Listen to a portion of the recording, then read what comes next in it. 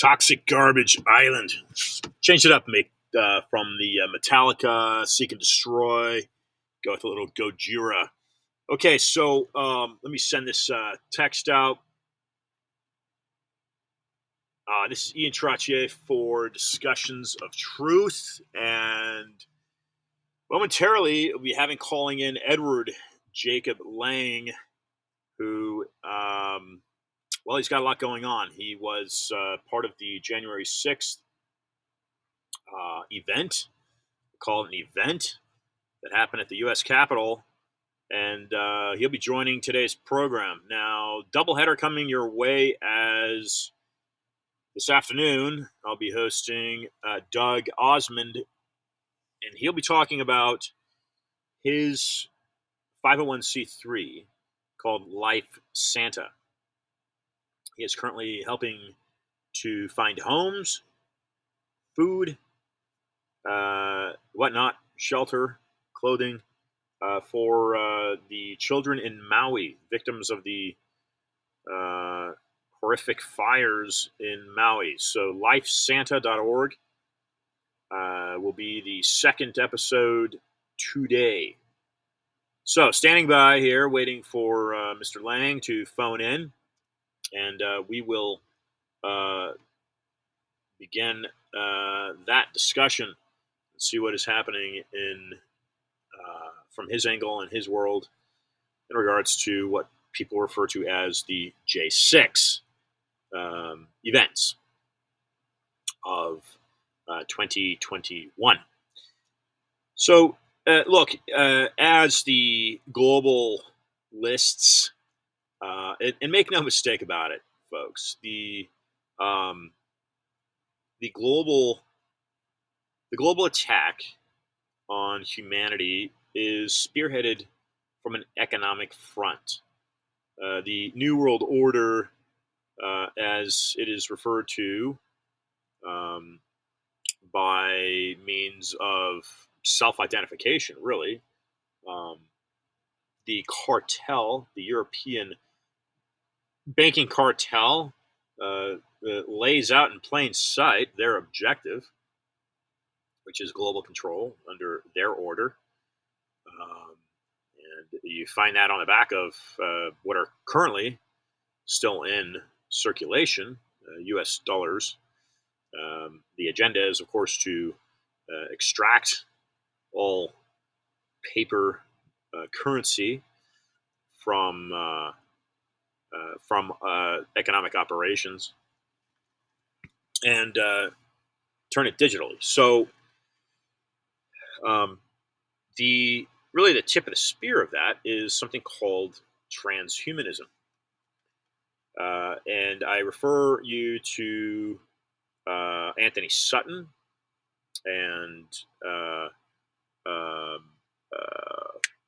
his name is Wood, and he's a past guest on my show.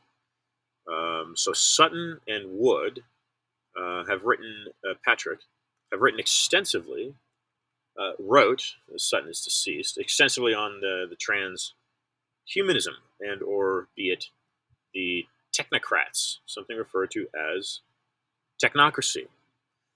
And the technocracy is basically the industry of what is described as the objective of transhumanism. That is, integrating advances in technology with the way that the human being conducts itself on the planet. And that is, of course, what many folks were arguing and complaining and yelling about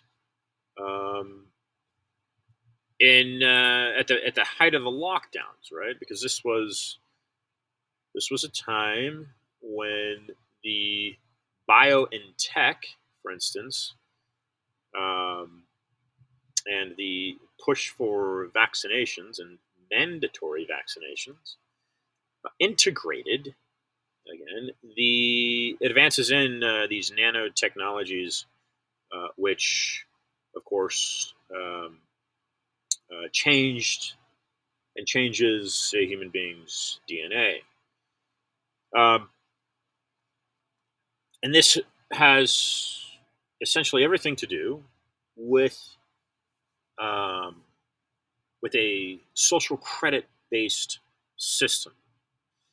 Um, if the argument stands correct, which I have very real reason to believe that that is exactly what's at play here. Um, so, um, in regards to politicians, how do you therefore identify politicians, right, that are uh, that are open and understanding this globalist maneuver to essentially, I mean, the objective is not only to conquer the United States, make it obsolete, fold it into this United Nations New World Order. Um, that is the that is a tactic really to achieve objective. The United States is and its people like you listening to me are, I assume, you, but you are standing in their way, right? You're standing in the way because you're standing up to retain your constitution, retain the United States. You're an enemy of the European banking cartel, otherwise known as the deep state. So, uh, when you deal with politicians, regardless of Democrat or Republican, if these people fail to understand this global objective, um, and the way to unify a global population is by dominating economy, because that is essentially the value of your interaction with society. And it makes you, therefore, um, more valuable or less valuable, but it quantifies, in a sense, quantifies who you are to that system in regards to that governing body that controls you. Um, so if a politician fails to speak out against this, then they're either too weak to represent you, or they are part of the problem.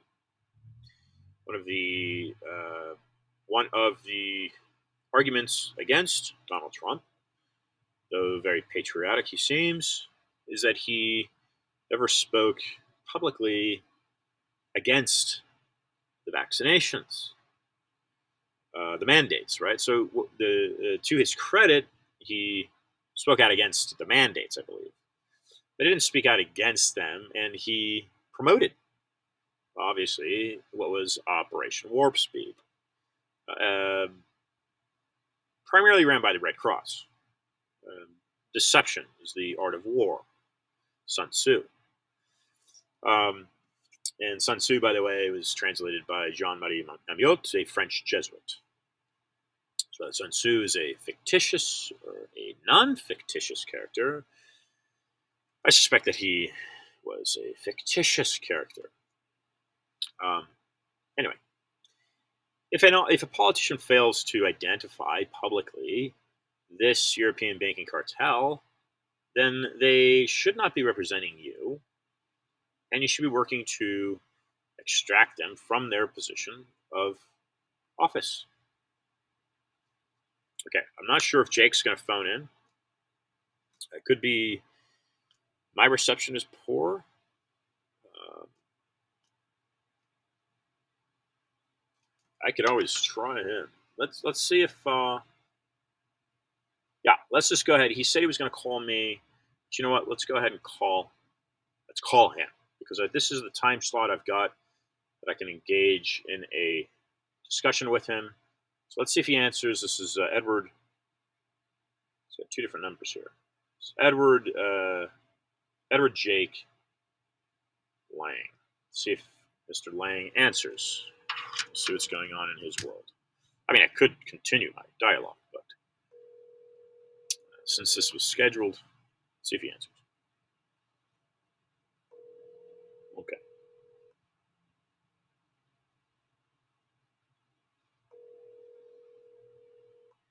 Your call has been forwarded to an. All right. So he didn't answer. Again, there was two lines for this fellow.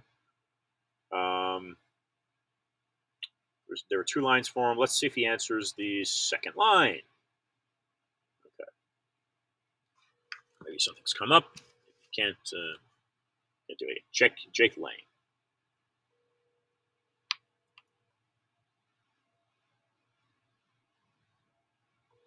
Let's see if Jake Lang. This is Jake Lang, ladies and gentlemen.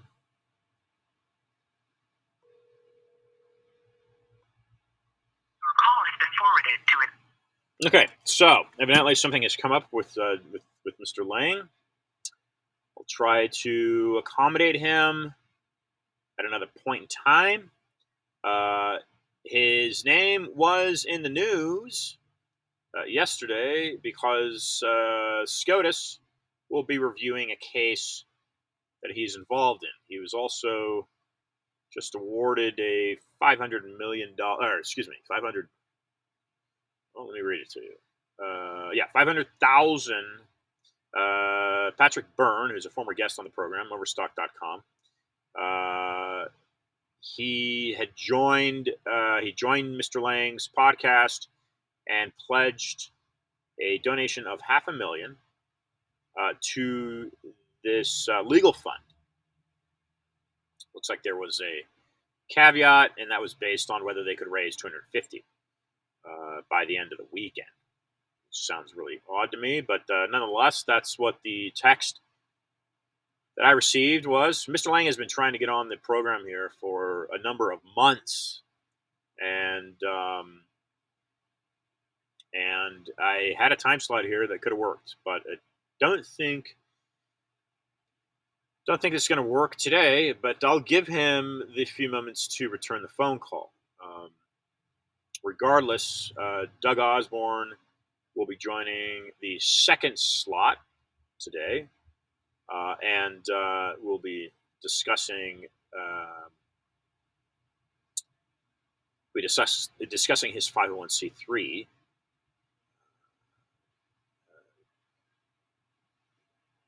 That is donating resources to the homeless children of Maui. So that'll be coming up in a couple hours.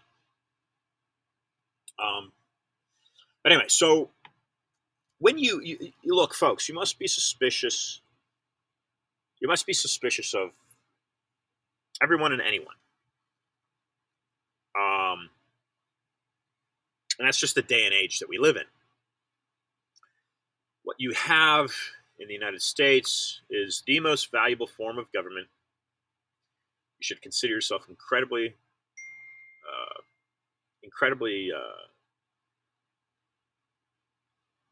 lucky if you live in the United States.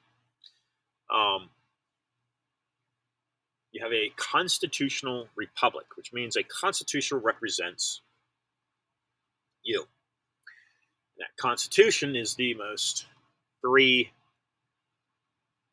document devised by any government ever. I want to get it in my past episode,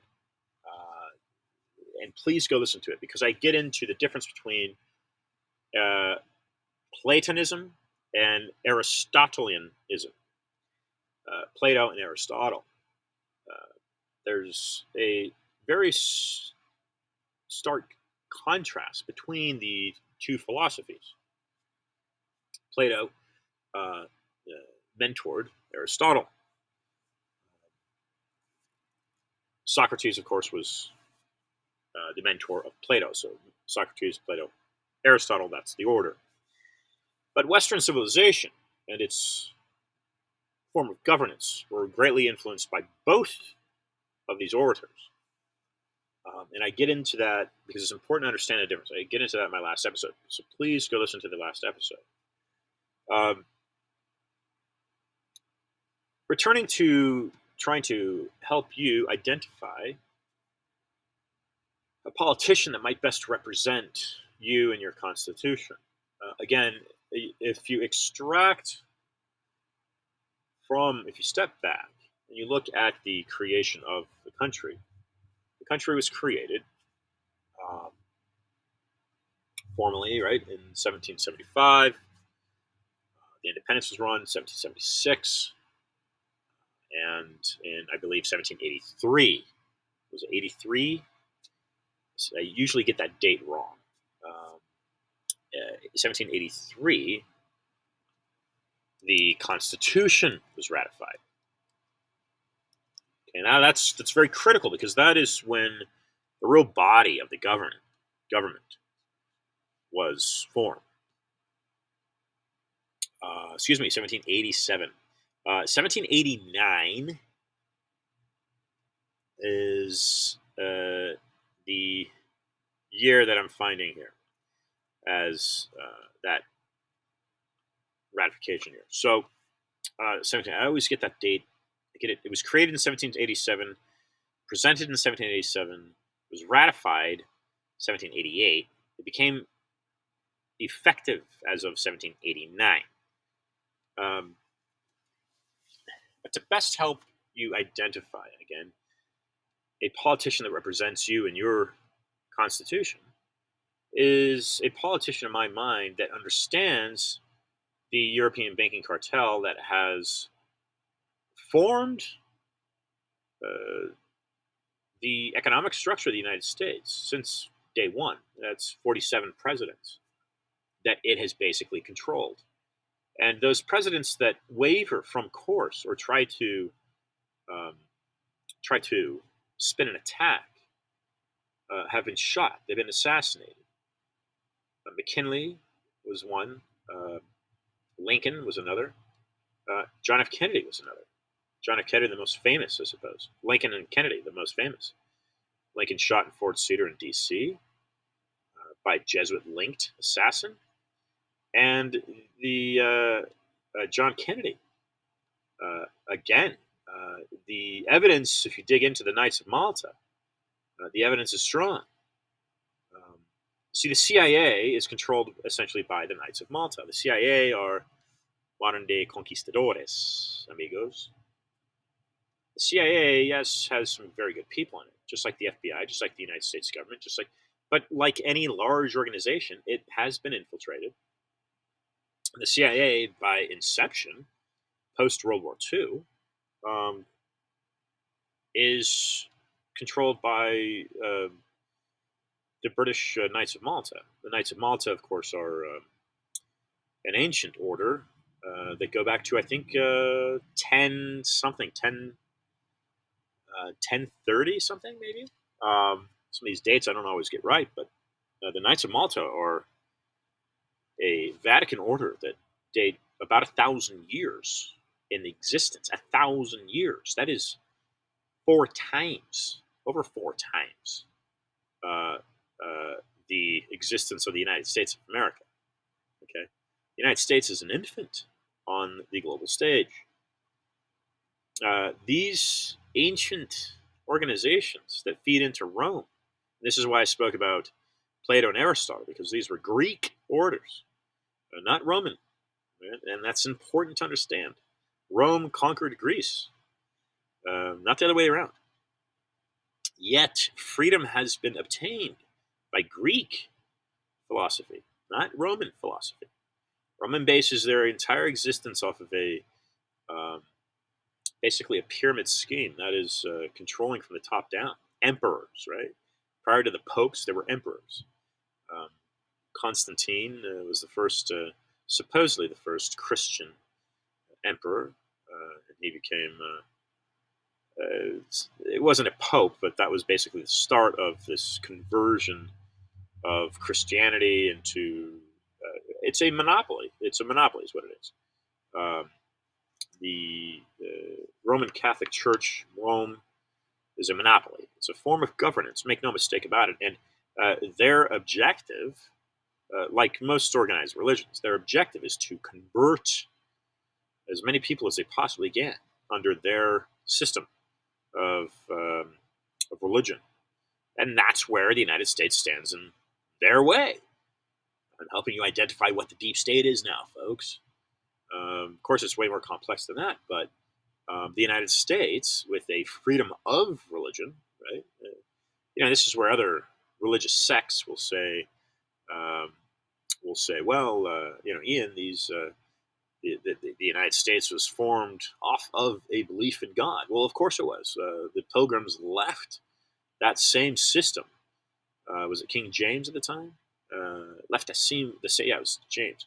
Left that same system to seek religious freedom, right? Because they didn't want to be controlled by what was created after Henry VIII, the Church of England, which was nothing more than a sect of this Roman Christian movement and organization. So anyway, controlling one of my early guests, one of the early guests on Discussions of Truth was a guy that wrote a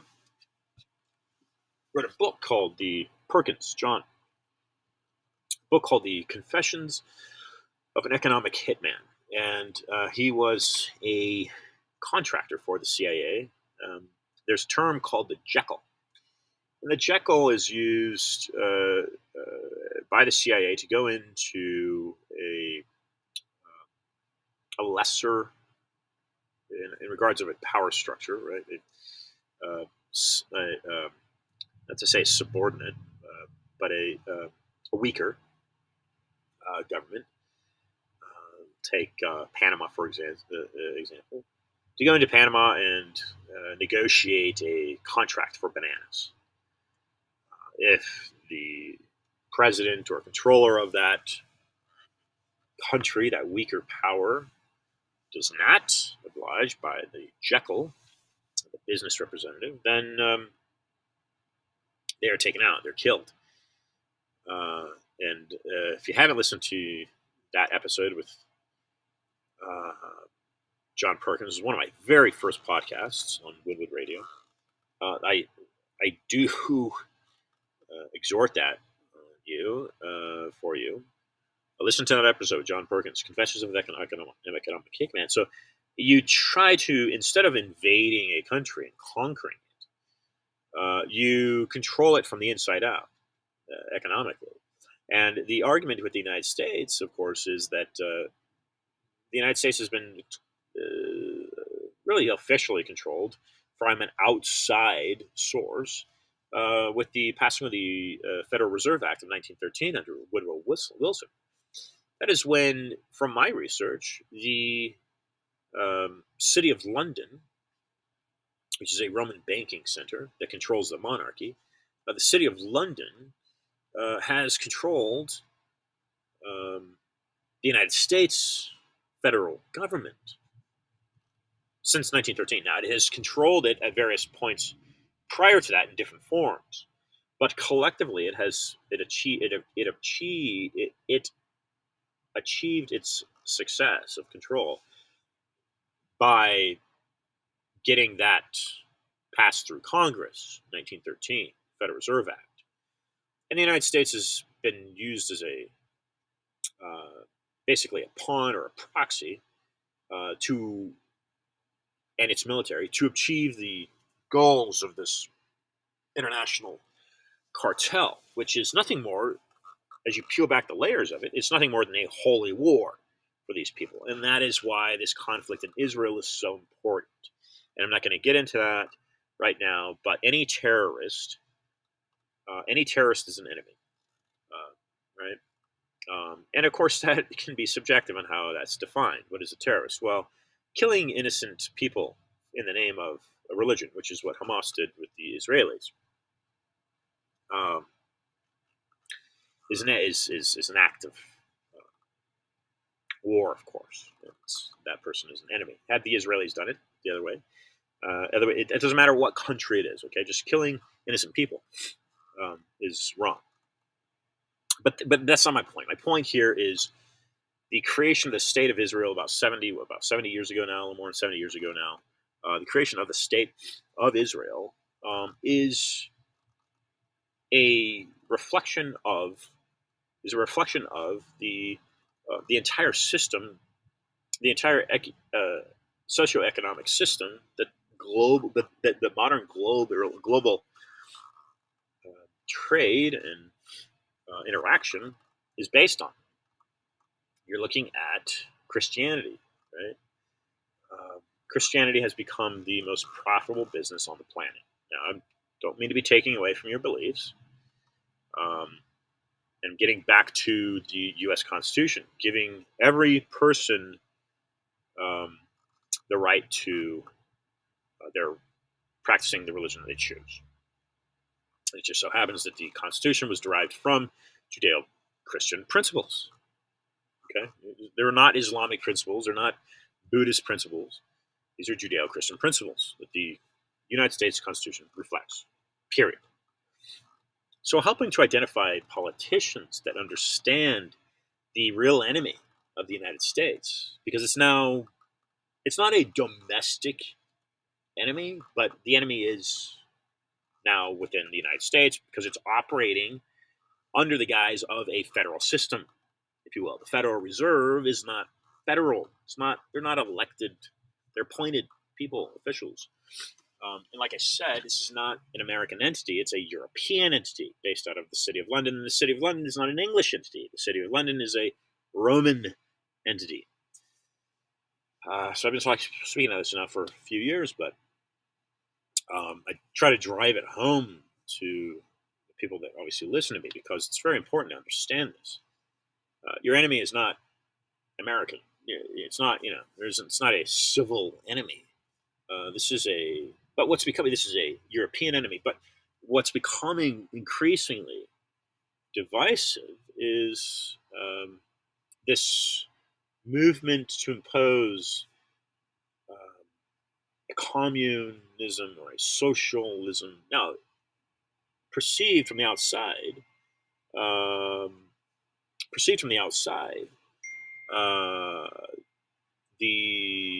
a communist or socialist type of life is inviting, right? Because Robin Hood, right? So spread the wealth. That makes sense, right? I mean, this is why we pay taxes, folks. This is why there is a taxation system in place, so that roads can be paved, so that water can be purified, right? So from the outset, there shouldn't be any homeless, right? There shouldn't be any homeless. There shouldn't be people that are cold and shivering and hungry, right? That's a perfect world. So how do you devise a system to do that? Well, the Karl Marxist system. The problem with the problem with socialism and communism, in my opinion, is the power that distributes the resources. Well, it's that power stays in place. It doesn't relinquish its power. That power doesn't live. That power doesn't live in a government given. Well, the power doesn't live like you, right? The power doesn't live like you. You can take China, you can take Russia, you can take Fidel Castro, you can take some of these examples. The power lives a luxurious lifestyle, and you live as an average person. Okay, sure, you're taken care of, you have the basic needs. So, should you have a tax that gives national health care? Well, I think you probably should, right? I mean, that makes sense. And that's the Obamacare, and that's these different people that talk about a universal healthcare system. Okay, that's open to debate. And yes, I think it's appropriate, but communism in itself is nothing more than feeding this Roman machine. So I'm going to wrap it up here. Jake Lang, not sure what happened to Jake. I'll try to bring him back on. This is Ian Trottier for Discuss Your Truth. Find a politician that represents your constitution and understands the economic deep state European banking cartel, period. Till next time, folks, be awesome.